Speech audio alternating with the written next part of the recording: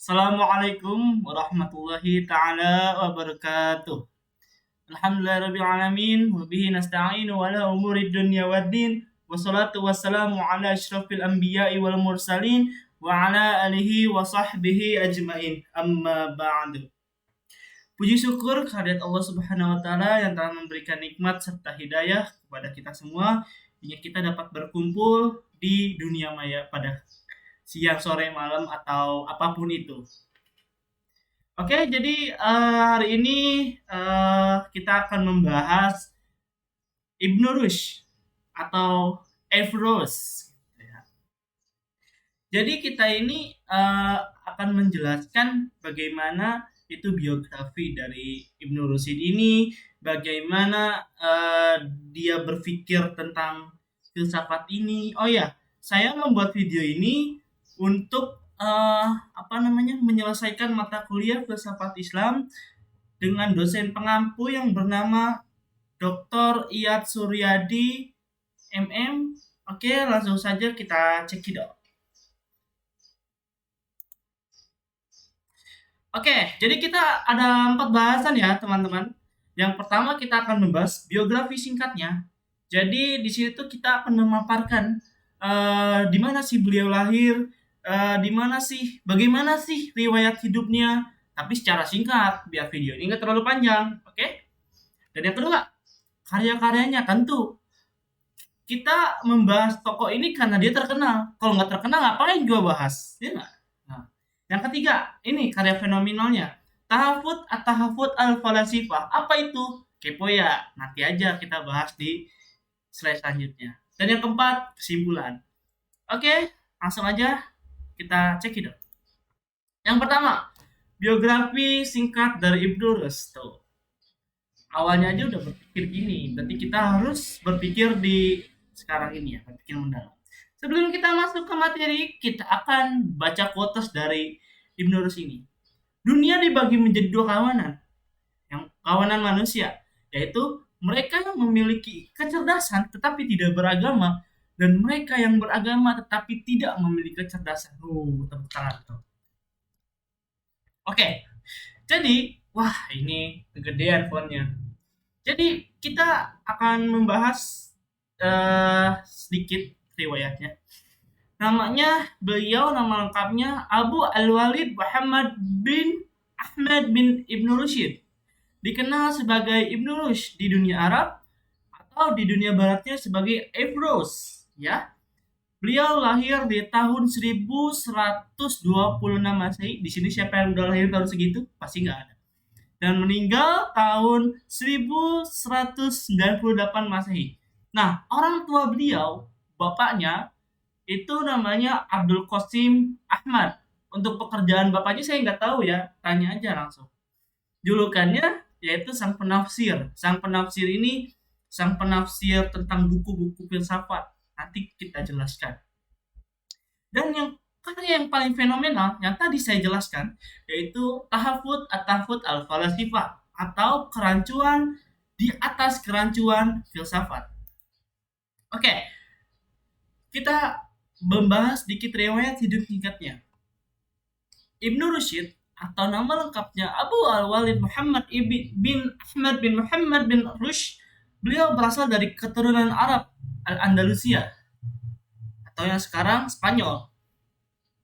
Tepatnya di kota Cordoba tahun 526 Hijriah atau 1198 Masehi. Nah, ia lahir dan dibesarkan dalam keluarga yang ahlul fiqh. Ayahnya bernama tadi yang saya sebutkan Ahmad atau Abdul Al-Qasim. Beliau ini seorang qadi atau al-hakim, hakim yang sangat adil pada masanya di zaman itu, dan kakeknya itu ahli fikih, ya. Beliau ini keluarganya bermazhab Maliki, itu lihat, kakek dan ayahnya penganut mazhab Maliki. Jadi memang pada dasarnya lingkungan keluarga Ibnu Rushd itu, dia itu udah ahli fikih. Jadi dia ini sudah pintar dari lahir. Lingkungan yang sangat kondusif tuh yang tadi saya jelaskan, yang membuat Ibnu Rushd kecil ini haus akan ilmu pengetahuan, Ia tumbuh dan besar menjadi anak yang kegeneration yang luar biasa. Ibnu Rushd di masa mudanya mendapatkan pendidikan yang istimewa. Dari pelajaran hadis, fikih, kedokteran, sampai ilmu akidah dia telah dapatkan di masa muda. Di umur ke kurang lebih 17 atau 16 tahun. Pemuda sekarang kita lihat apakah ada yang seperti Ibnu Rushd? Jarang. Sekarang kebanyakan cita-cita pemuda khususnya saya atau yang lain kadang-kadang cita-citanya itu menjadi YouTuber. Nah, beliau belajar ilmu fikih itu kepada Al-Hafiz Ibnu Ahmad Ibnu Rizq yang bermadzhab Maliki juga. Dia juga belajar ilmu hadis itu ke Ibnu Bashkwal, agak susah namanya, yang beliau itu merupakan murid dari kakeknya. Dan masih banyak guru-guru lagi yang termasyhur di zamannya yang diambil ilmunya oleh Ibnu Rushd. Oke, selanjutnya em, kayaknya kita kepanjangan, kita nggak usah bahas ini. Jadi pada intinya beliau ini apa namanya tuh, di eranya tuh era, kalau kata kita sekarang mah reformasi ya, dari orde baru ke orde ke orde baru ke reformasi. Jadi di sini banyak sekali pertentangan-pertentangan ya di dinastinya Almoravid khalifahnya. Nah, di situ banyak reformasi Berber yang dipengaruhi oleh Afrika Barat Laut.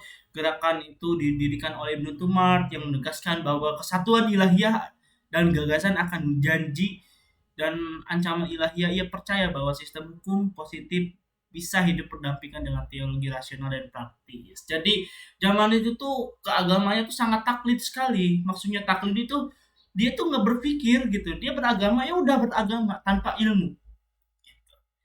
Nah, apa si Ibnu Tumart ini, si penggagas ideologi ini yang reformasi Berber ini, dia mengatakan bahwa sistem ilahiyah atau agama kalau bahasa kitanya itu bisa berdampingan dengan akal rasional dan praktis.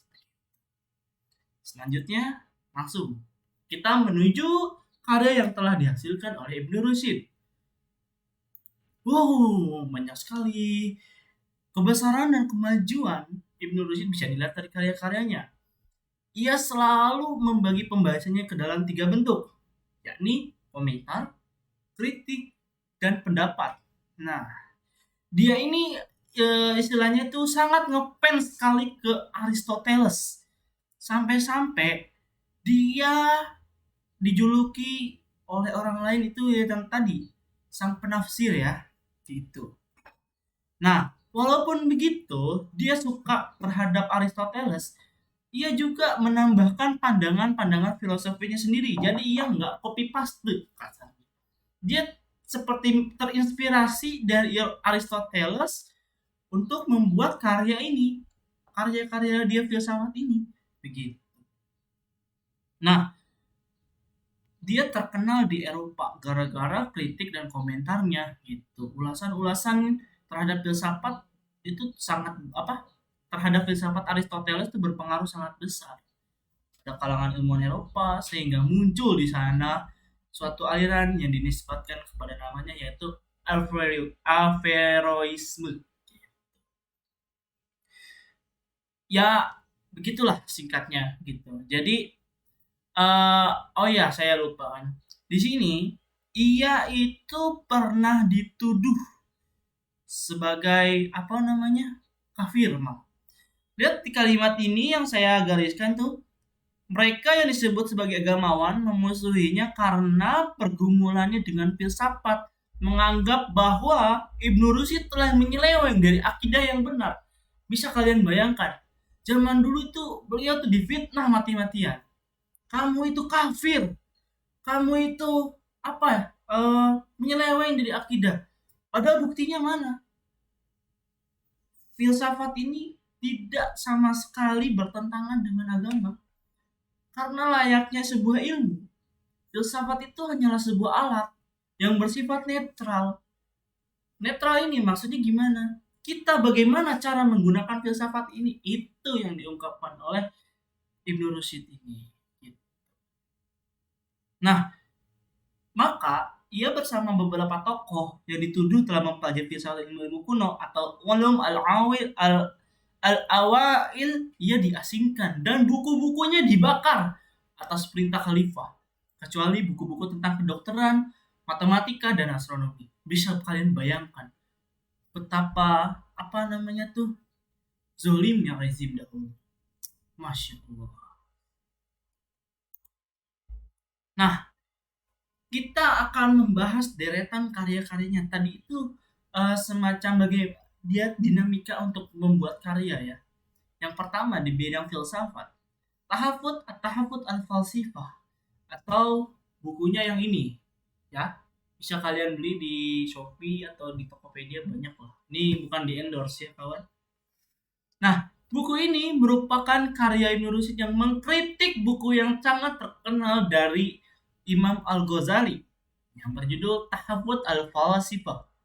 Jadi, awalnya buku ini itu kritikannya Imam Al-Ghazali terhadap filsafat itu tidak relevan dengan agama Islam atau akidah Islam. Sebenarnya buku Imam Al-Ghazali itu sudah ada sejak sebelum Ibnu Rushd lahir. Tapi di masanya Ibnu Rushd masih sangat berpengaruh. Jadi At-Tahafut ini lebih menegaskan kepada keunggulan agama yang didasarkan pada wahyu dan akal yang dikaitkan dengan agama yang murni rasional. Akan tetapi At-Tahafut juga setia pada dalil dari pandangan terhadap diri Nabi yang mempunyai akal yang aktif untuk melihat gambaran-gambaran secara rasional. Lengkapnya nanti akan saya jelaskan di slide selanjutnya. Jadi singkatnya di slide ini, dia tuh namanya juga kan kerancuan di atas kerancuan filsafat. Jadi dia ini ingin mengkritik, mengkomentar gitu atas karyanya Tahafut al-Falasifah. Gini loh, agama itu tidak bertentangan dengan filsafat, begitupun sebaliknya. Begitu. Toh juga filsafat Islam ini nggak jauh dari dalil, balik lagi ke dalil gitu. Dan yang kedua, karya yang kedua ya ini Masail fi mukhtalif aqsam al-mantiq.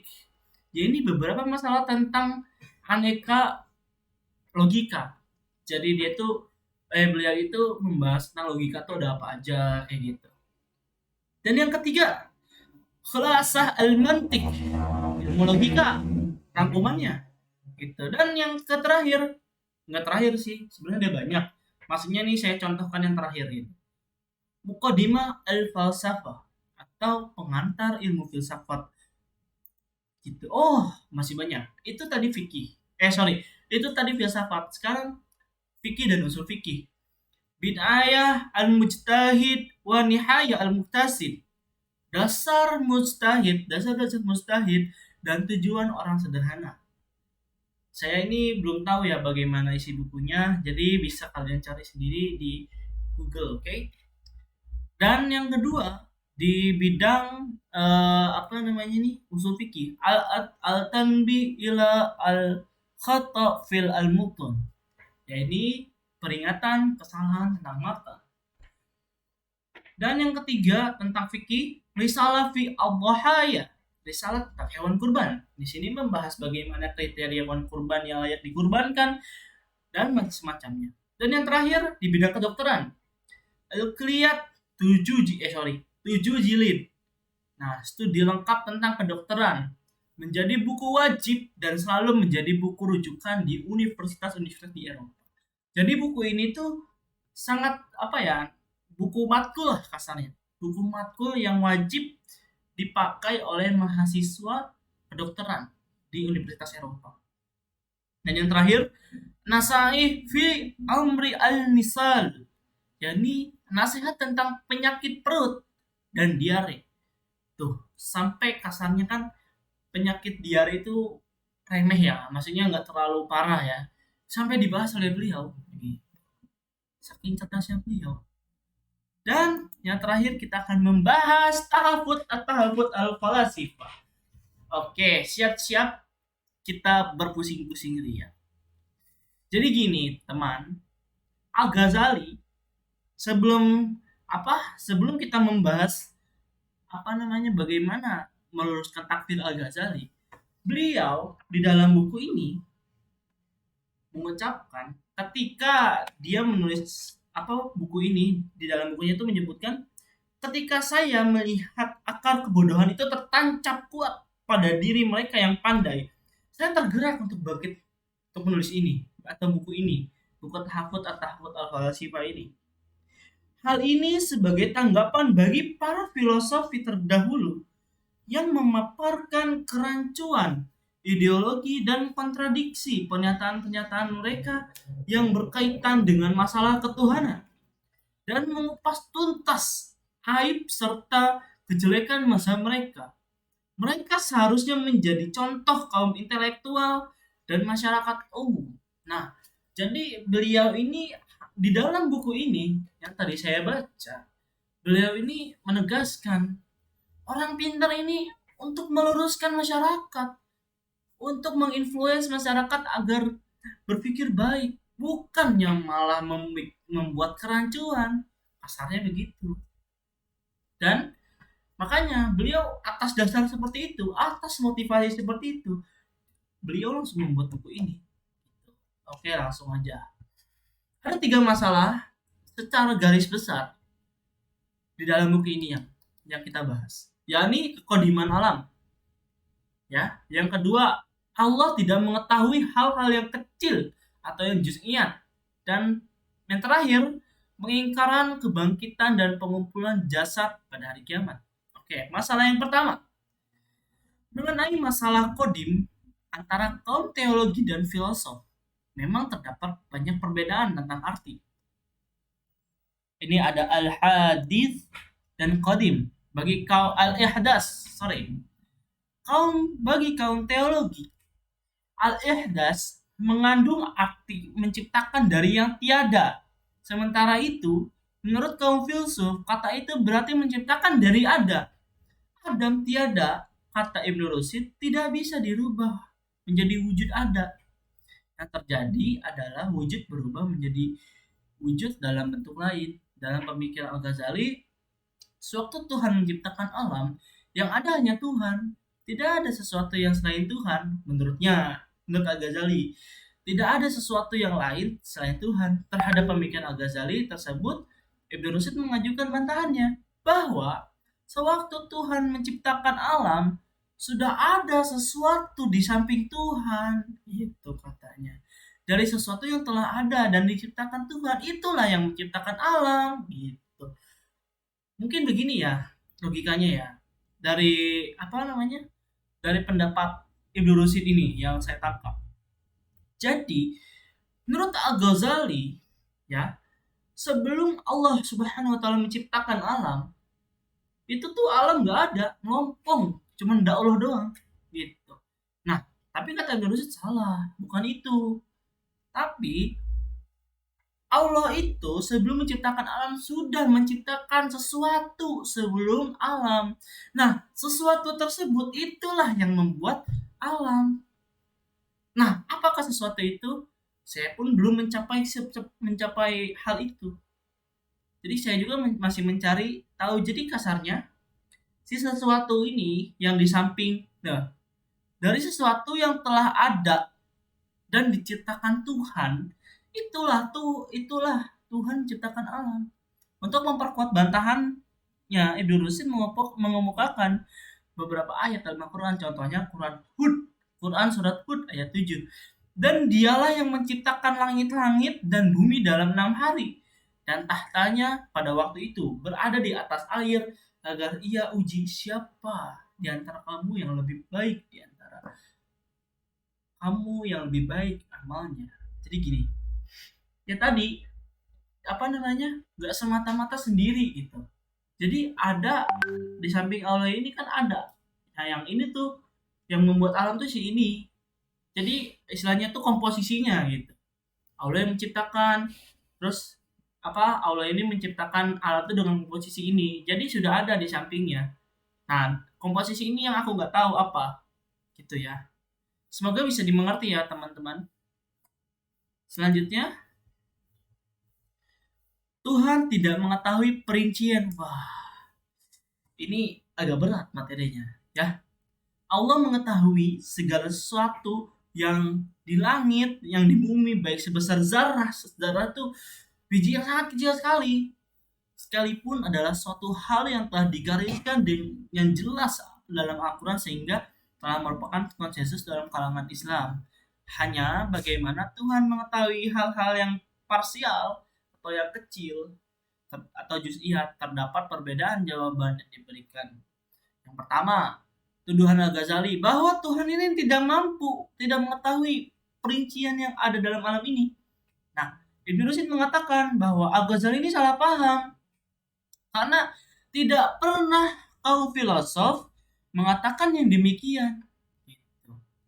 Menurut Ibnu Rushd, Tuhan mengetahui sesuatu dengan zatnya. Pengetahuan Tuhan tidak bersifat juz'i atau maupun bersifat kuli.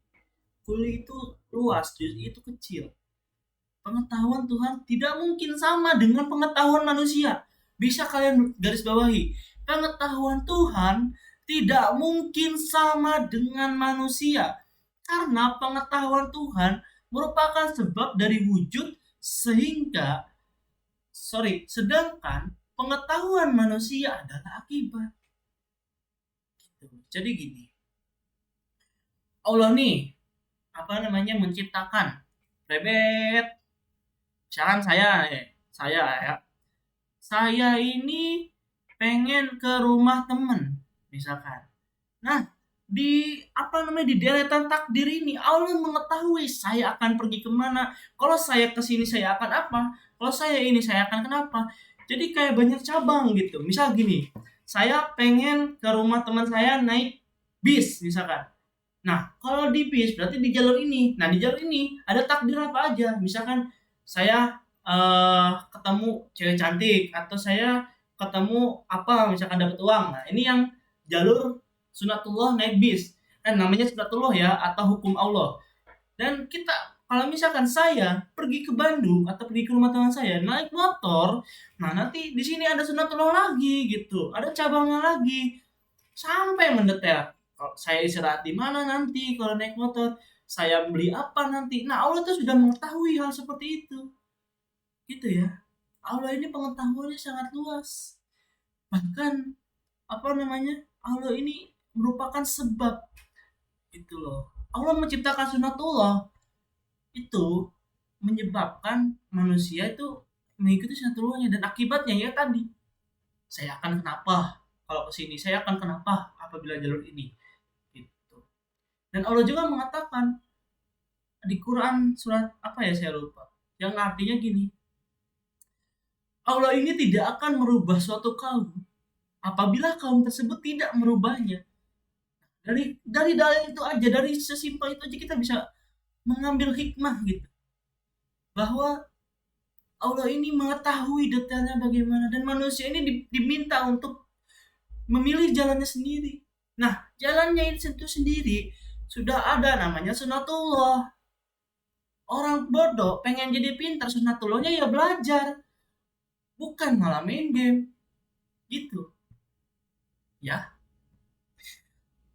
Maaf ini saya agak menggebu-gebu jadi ya biar semangat teman-teman. Kita harus meluruskan pikiran-pikiran yang merancukan ini. Oke. Selanjutnya, pengetahuan manusia ini bersifat baru dan pengetahuan Tuhan itu bersifat kodim yang tadi saya jelaskan. Allah ini dari sejak zaman dulu sudah tahu saya akan bagaimana, teman-teman akan bagaimana. Tuhan ini, Allah ini sudah tahu bahwa saya ini akan menyampaikan materi tahafut al-falasifah ini. Allah ini sudah tahu saya memilih jalur kayak gimana. Nah, Allah ini memberikan istilahnya tuh free will buat kita atau kebebasan memilih. Kamu mau milih jalur apa? Nah, tapi kamu tanggung jawab atas perbuatan kamu sendiri.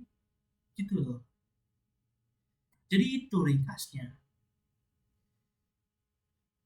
Dan yang terakhir, sudah kesimpulan. Jadi, kesimpulannya adalah Ibnu Rushd atau bisa jika di kalangan orang-orang barat itu dikenal dengan Averroes. Ya, seorang filsuf Kodi atau Kodi, dan dokter dari Andalusia atau Spanyol yang memiliki karya yang terkenal, yakni Tahafut Al-Falasifah. Oke, alhamdulillahirobbilalamin, sudah kelar materi kita. Oh iya, sebelum ditutup, katanya dia mau ngomong nih. Sebentar, saya panggil dulu ya. Jadi ngomong nggak? Oke, jadi. Halo, terima kasih udah mau dengerin presentasi Bildan. Maaf kalau misalkan ada salah kata. Wabillahi taufiq wal hidayah. Wassalamualaikum warahmatullahi wabarakatuh. Dadah teman-teman. Selamat tinggal. Assalamualaikum. Nah, yes.